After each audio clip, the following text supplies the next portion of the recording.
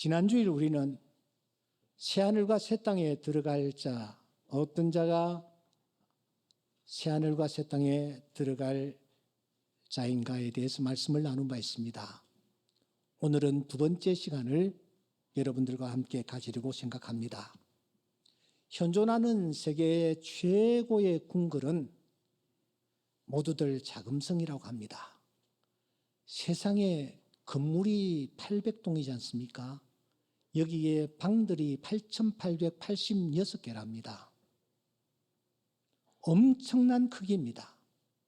23명의 황제들이 그곳에서 생활을 했습니다. 정말 규모가 엄청난 그런 궁궐이 아닐 수가 없습니다. 그래서 모두들 세계 최고라고 부르는 것입니다. 그런데 개인적으로 저는 이 자금성보다는 베르사유 궁전을 저는 꼽고 싶습니다. 프랑스의 루이 14세, 이 루이 14세가 어느 날 자신의 신하인 재무장관 푸케의 성을 방문한 적이 있습니다. 그 푸케가 살고 있는 성이 어마어마한 것입니다. 그래서 왕인, 임금인 이 루이 14세가 자존심이 꽤 상했나 봅니다. 그래서 그는 그 건축에 참여했던 건축가들, 예술가들을 전부 소집했습니다. 내가 얼마든지 자금을 댈 수 있으니까 너희들이 최고로 화려하고 큰 그런 왕궁을 만들라고 지시를 한 것입니다. 이 건축가들은 웅장하면서도 못 하나까지도 세밀하게 장식하면서 그 궁궐을 만들었습니다.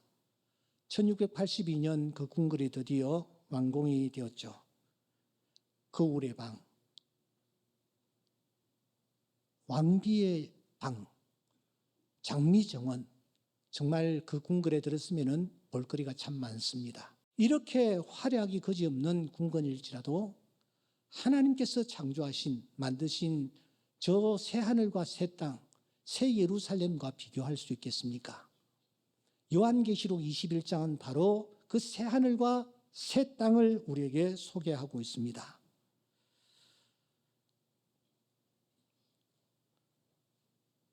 반모습의 요한이 하나님의 은혜로 이 새하늘과 새 땅을 구경하지 않습니까?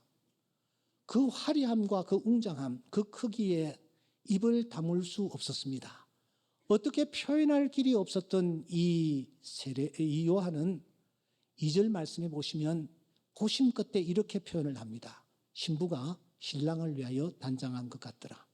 그 이상의 표현을 할 수가 없었습니다. 하지만 그는 10절 이하에서 자기가 본 저 새하늘과 새 땅에 대해서 힘껏 묘사를 하고 있습니다. 그는 이렇게 이야기합니다. 엄청난 곳이었다. 진귀한 보석들로 가득 찼었다. 문은 12문이었고 길은 황금길이었다. 무엇보다도 해가 필요 없었다. 왜냐하면 하나님의 영광이 바로 빛이 되었기 때문이다. 이렇게 설명을 해 나가고 있습니다.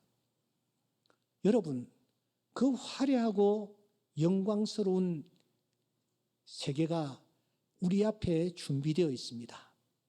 그런데 어떤 자가 들어갈 수 있단 말입니까? 요한계시록을 천천히 읽어보노라면 새하늘과 새 땅에 들어간 그룹들, 부류들이 있다라는 것을 확인할 수가 있습니다. 어떤 부류들이 있을까요? 세 가지 부류가 등장합니다. 제일 첫 번째 부류는 내생물입니다. 4장 6절에 보시면 보좌 앞에 수정과 같은 유리바다가 있고 보좌 가운데와 보좌 주위에 내생물이 있는데 사자 같고 송아지 같고 또 사람 같고 독수리와 같은 모양을 하고 있는 이 네 생물은 도대체 누구를 뜻할까요? 무엇을 뜻할까요? 모레이 박사는 이 본문을 놓고 각 영역의 가장 대표적인 피조물이라고 보았습니다. 그런데 이 네 생물이 있는 곳을 주목할 필요가 있습니다. 본문을 보시면 이 네 생물이 보좌 주위에 위치해 있습니다. 보좌 주위에 있다라는 말은 구원받았다라는 뜻입니다. 보좌 주위에 있다라는 것은 새 하늘과 새 땅에 들어가 있다라는 것을 우리에게 알려줍니다. 그러니까 이 네 생물은 보좌 주변에 있는 자들, 다시 말하면 구원받은 자를 대표한다고 할 수 있습니다. 그러면 이들이 보좌 주위에서 도대체 무엇을 하고 있습니까? 두 번째 부류가 등장합니다. 두 번째 부류는 계시록 4장 10절 이하에 등장하는 네 장로입니다.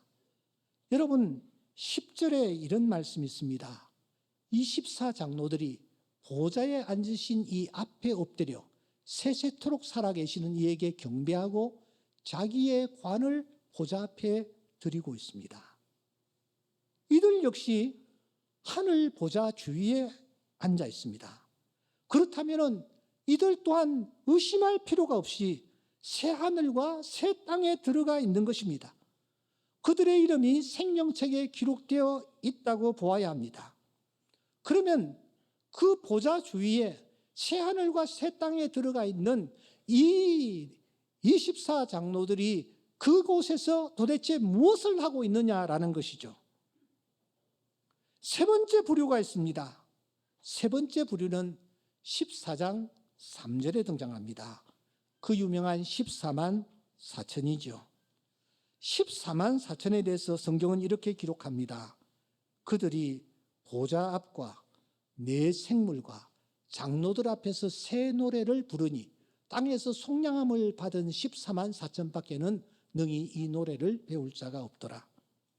여러분, 이 14만 4천은 지금 네 생물과 함께 있습니다. 24장로와 함께 있습니다. 속량함을 받은 자들이라고 말씀합니다. 이들의 이마에는 1절에 보시면 어린 양의 이름이 새겨져 있습니다. 구원받은 자들이라는 뜻입니다. 이들이 도대체 그곳에서 무엇을 하고 있습니까?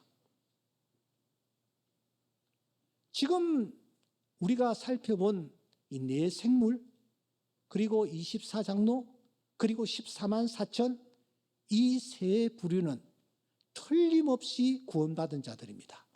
새 하늘과 새 땅에 들어간 자들입니다. 그 이름이 여러분 생명책에 기록되어 있는 자들입니다. 그러면 이들에게서 발견할 수 있는 공통점은 무엇입니까? 네 생물과 24장로와 14만 4천 이 구원받은 자들에게서 발견할 수 있는 공통점이 무엇입니까? 먼저 네 생물을 다시 한번 보십시다. 이들이 그곳에서 무엇을 하고 있습니까? 4장 9절 우리 다 같이 읽겠습니다. 시작. 그 생물들이 보좌에 앉으신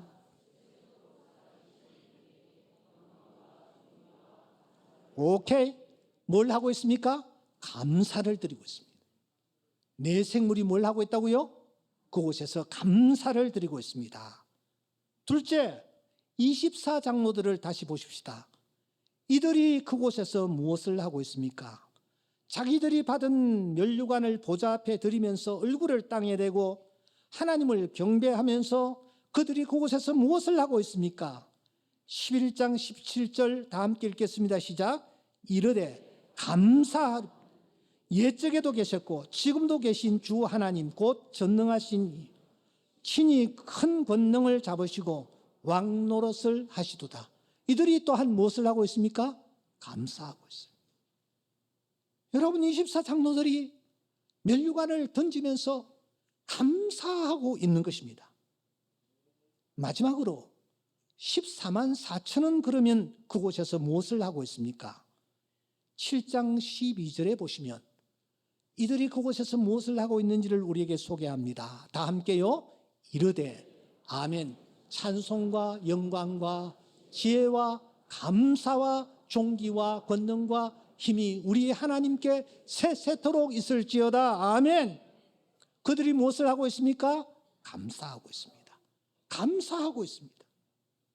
요한계시록을 살피면 유카리스티아라는 이 감사라는 단어가 단 3번 등장합니다.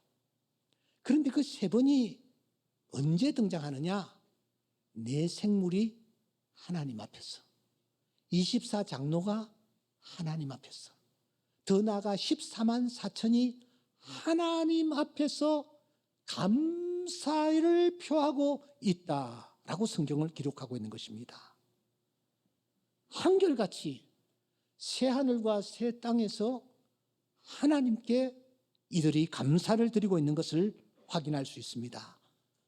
사랑하는 여러분, 우리가 여기에서 발견할 수 있는 진리가 무엇입니까? 새하늘과 새 땅에 들어갈 자는 어떤 자이냐? 그 이름이 생명책에 기록될 자는 어떤 자이냐?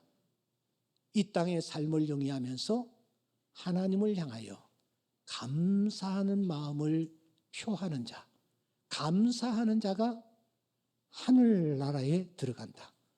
이름이 생명책에 기록된다. 오늘 이 사실을 강하게 우리에게 알려주는 것입니다.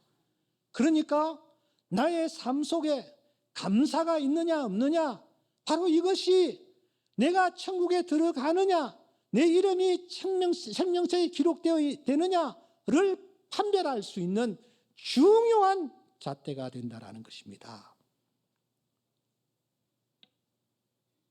오늘 우리 삶 속에 내가 천국에 들어갈지 마지막 순간까지 알 수가 없습니다만, 내 삶 속에 진정한 감사가 있다면 내 이름이 생명책에 기록될 것이요, 내 이름이 생명책에 기록된다면 그 사람은 새 하늘과 새 땅에 들어갈 자입니다.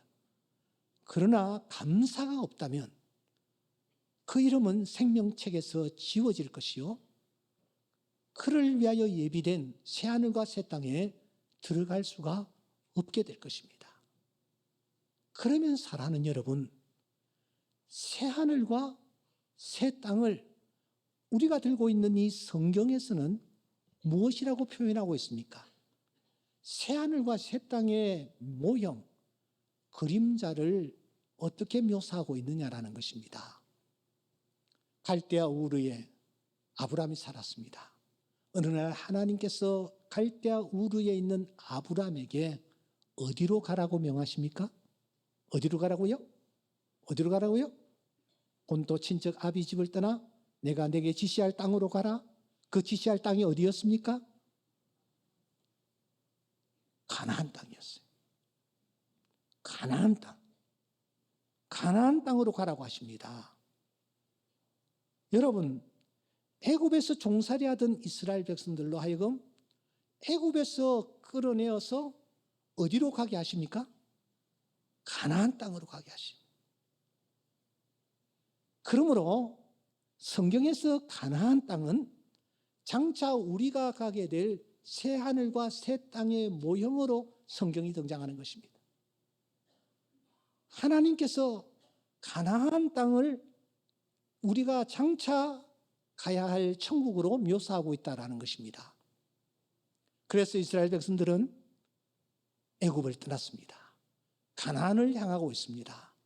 그때 하나님께서 아주 중요한 말씀을 하십니다. 무슨 명령을 하십니까? 출애굽기서 23장 14절에 보시면 너희들은 매년 3번 내게 절기를 지킬지니라, 그렇게 말씀합니다. 그 3번의 절기가 구체적으로 무엇입니까? 하나는 무교절이었습니다. 출애굽기서 23장 15절에 보시면 너는 무교병의 절기를 지키라. 빈손으로 내 앞에 나오지 말아라. 무교병의 절기가 무엇입니까? 어느 날 죽음의 사자가 나타났습니다. 그런데 문인방과 문설주의 피를 바른 이스라엘 집은 넘어갔습니다. 살았습니다. 생명을 건졌습니다. 그러므로 이 무교병의 절기는 오늘날 우리가 지키는 부활절과 깊은 관련을 가지고 있는 것입니다. 그리고 하나님은 두 번째 말씀하십니다.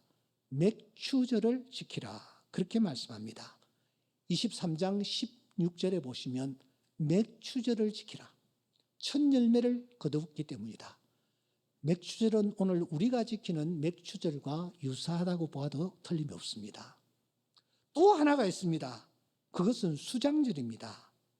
23장 16절에 보시면 수장절을 지키라. 내가 수고하여 이룬 것을 연말에 밭에서부터 거두어 저장함이니라. 오늘의 추수감사절이라고 보면 되겠습니다. 그 절기 세 개를 지키라는 것입니다. 그런데 어떤 마음의 자세를 가지고 지키라고 명하십니까?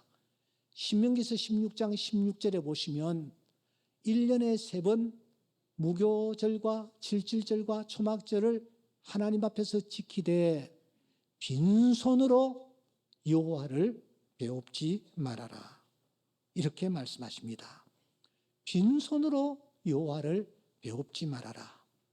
여러분, 어떻게 하는 것이 빈손으로 여호와를 배우는 것일까요? 바벨론에 의해서 이스라엘이 망했습니다. 그때에 포로로 잡혀갔던 사람 중에 하나인 느헤미야가 다행스럽게도 바벨론 왕의 술 맡은 관원장이 되었습니다. 그가 고국이 황폐해 간다라는 사실을 알고 힘들어했을 때에 왕은 느헤미야로 하여금 고국으로 다시 돌아가 성전을 재건할 수 있도록 윤허를 했습니다. 이 느헤미야가 고국에 돌아왔습니다. 그리고 성전을 재건했죠. 그리고 재건을 하고 난 뒤에 무엇을 다짐합니까? 느헤미야서 10장 35절에 보면은 우리는 해마다 우리 토지 소산의 만물과 각종 과목의 첫 열매를 여호와의 전에 드리기로 하였고, 이게 다짐이었습니다. 만물을 드리겠다. 첫 열매를 하나님께 드리겠다. 왜 이런 다짐을 하게 되었습니까? 당시 이스라엘 백성들은 어떠했습니까? 형식적으로 하나님 앞에 나와왔고 하나님 앞에 제사를 드렸습니다. 그러나 그들은 병든 것을 드렸습니다. 저는 것을 드렸습니다. 더러운 떡덩어리를 드렸습니다. 눈먼 희생을 하나님께 드리고 있었던 것입니다. 그때 하나님께서 말씀하십니다. 이제 그것을 너희 총독에게 한번 드려보라. 그것을 기뻐하겠느냐? 너를 받아주겠느냐? 하나님께서 그렇게 말씀하십니다. 그래서 그들은 다짐하는 것입니다. 우리가 하나님 앞에 만물을 드려, 우리가 하나님 앞에 첫 열매를 드리자. 그렇게 다짐을 하는 것입니다. 그러면 사랑하는 여러분, 오늘 이 시대에 우리가 드려야 할 만물은 도대체 어떤 것이며 우리가 드려야 할 첫 열매는 과연 어떤 것일까요? 성경을 읽으면서 저는 3가지를 정리했습니다. 우리가 하나님 앞에 드려야 할 만물, 우리가 하나님 앞에 드려야 할 첫 열매는 이것이다 라고 정리를 했습니다. 그 첫째가 무엇인지 아십니까? 그 첫째는 가시감사입니다. 가시감사. 바울이 너무 고통스러웠습니다. 찌르는 가시 때문에 말입니다. 그래서 이거 하나님 좀 제거해 주십시오. 그러면 더 충성하겠습니다. 그런데 하나님께서 고린도후서 12장 9절 말씀에서 무엇이라고 말합니까? 야, 바울아, 내 은혜가 너에게 족하다. 능력이 약한 데서 온전하여지기 때문이야. 이 말씀을 받은 바울은 가시를 안고 크게 기뻐했다고 말합니다. 여러분, 지금 여러분들을 찌르는 가시가 있습니까? 너무 힘들고 너무 고통스럽습니까? 그 가시가 사람일 수도 있고 그 가시가 어떤 사건일 수도 있습니다. 그 가시, 이것만 없으면 정말 살 것 같다라고 생각하는 그 가시, 여러분 혹시 없습니까? 가시를 안고 감사하는 것. 바로 그것이 우리가 하나님 앞에 올려드리는 만물이요. 바로 그것이 첫 열매인 줄 믿습니다. 주님 앞에 가시를 안고 감사하는 주의 자녀들이 다 될 수 있기를 주의 이름으로 축원합니다. 두 번째, 우리가 이 만물, 무엇이 만물이냐? 첫 열매, 무엇이 첫 열매냐? 저는 빈손이라고 생각합니다. 빈손으로 하나님 앞에 나아가 감사하는 것입니다. 하박국처럼 말입니다. 하박국은 하나님 앞에 많이 항의를 했습니다. 하나님, 이러실 수가 있습니까? 하나님이 계시다면 왜 나를 이런 진흙군덩이에 던지십니까? 그런데 하나님이 이런 하박국에게 나타나셔서 당신이 살아계시며 당신이 역사하신다는 사실을 알았을 때에 하박국의 입에서 이런 놀라운 기도가 터져 나오지 않습니까? 무화과 나무가 무성하지 못하며 포도나무에 열매가 없으며 감람나무에 소출이 없으며 밭에 먹을 것이 없으며 우리의 양이 없으며 외양간에 소가 없을지라도 nothing, 아무것도 없습니다. 아무리 살펴보아도 없습니다. 그런데 하박국은 그 속에서 발견합니다. 무엇을 발견합니까? 무화과 나무가 무성하지 못하지만 무화과 나무는 있지 않는가? 포도나무에 열매가 없지만 그 포도나무는 있지 않는가? 감람나무에 소출이 없지만 그래도 감람나무는 있지 않은가? 먹을 것이 없지만 밭은 있지 않는가? 양이 없지만 우리는 있지 않는가? 소는 없지만 위안가는 있지 않은가? 하박국은 없는 것에서 있는 것을 찾아냅니다. 없는 것에서 있는 것을 발견하는 것입니다. 우리에게 이 시선이 있기를 주의 이름으로 축원합니다. 아무것도 없습니다. 가진 것이 없습니다. 그러나 자세히 살펴보십시오. 가진 것이 있습니다. 밭이 있고요. 여러분, 외양간이 있고 감람나무가 있고 가진 것이 있습니다. 이 감사가 바로 빈손 감사입니다. 아무것도 없다 할지라도 주님 앞에 나와 빈손 들고 감사하는 우리 모두가 되기를 소원합니다. 마지막, 우리가 드려야 할 만물, 첫 열매가 무엇입니까? 그것은 환난 감사입니다. 시편 116편에 보시면 아마 제가 생각할 때는 다윗인 듯합니다. 사망의 줄이 그를 두르고 스올의 고통이 그에게 이르렀습니다. 지금 도무지 헤어날 길이 없습니다. 사망의 줄이 그를 꽁꽁 묶어버렸습니다. 스올, 음부, 지옥입니다. 지옥의 고통이 그에게 나타났습니다.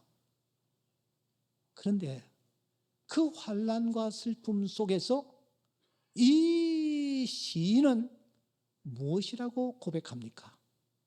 내게 주신 은혜를 무엇으로 보답할까? 그는 은혜라고 생각합니다. 은혜라고 고백합니다. 그러면서 그가 이렇게 말합니다. 내가 주께 감사제를 드리고 여호와의 이름을 부르리라. 그 상황 속에서 하나님 앞에 감사했을 때 하나님께서 그에게 큰 은혜 베풀어 주신 줄 믿습니다. 사랑하는 성도 여러분, 우리에게 이 감사가 있기를 주의 이름으로 축원합니다. 가시 감사입니다. 빈손 감사입니다. 환난 감사입니다. 이 감사야말로 하나님이 정말 기뻐하시는 맛 열매요, 첫 열매이며 하나님이 받으시고 영광 거두어 주실 줄 믿습니다.